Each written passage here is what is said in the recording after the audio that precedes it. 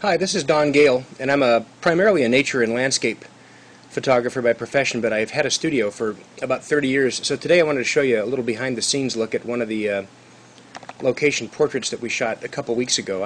I was on the road for Tamron. They're doing a road series of workshops all over the country, and we were back in Milwaukee, Madison, Wisconsin area.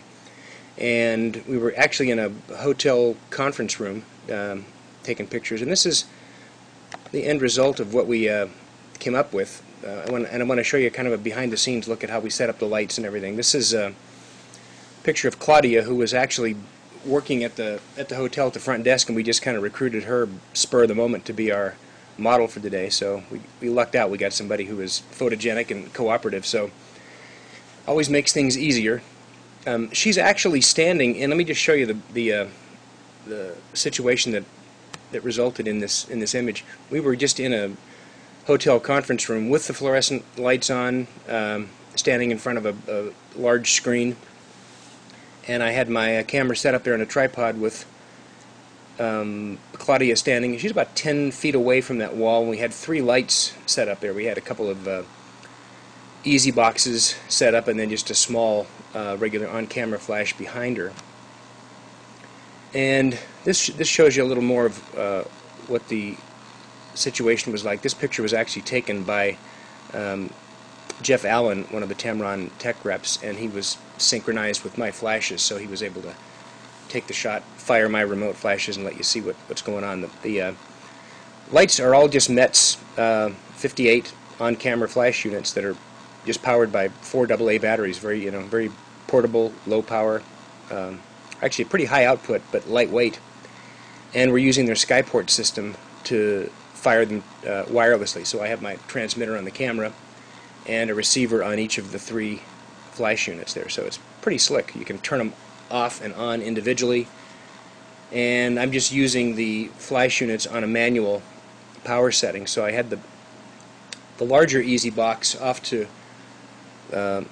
Claudia's right, which was the camera left, as the main light, and then we had that second easy box, which is up there in the upper right hand corner, as the kick light, and it was covered with a red gel.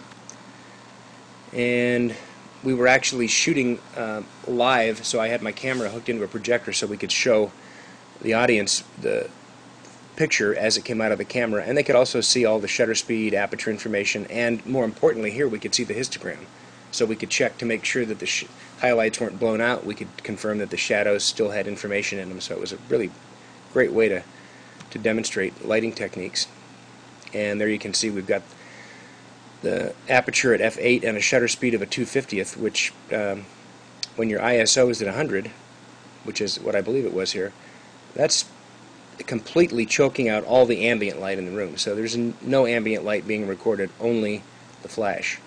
So it works out perfect, and this is one of the close-up shots with just an extremely tight crop, and you can see how dramatic that looks. I mean, you'd think that was in the studio looking at the lighting pattern. You can just see a hint of that red softbox coming in there from the right.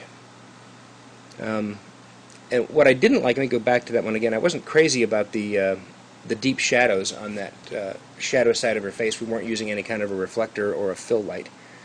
So I used, Nik Software has a program out called Silver Efex Pro, and it lets you pick any number of preset templates for black and white conversions.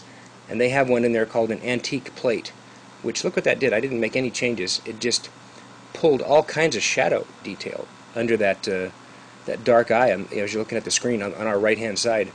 It pulled a lot of information out of that and just made it look like an old-fashioned photo. It added some grain, added a little bit of contrast, and I think it looks even stronger cropped in tight like this, where you can really appreciate the grain effect. Pretty amazing. And that just literally took me probably opening the file up into the Silver Efex Pro and choosing just kind of skimming through the options there, maybe 20 seconds, hit the button. It came pretty much right out of the box, looks just about like this. Here's the final shot, which is the real way you should shoot something like this. I just had her look a little more toward the main light there, so we eliminated that problem of deep shadow under the eye. And increased the intensity of that red softbox. So we picked up some real nice red coming back on her shadow side of her hair there and a little bit of her face. And you can see it also spilled over onto the background just a little bit. That background's about 10 feet away. And we had a third light back there, if you remember seeing that before.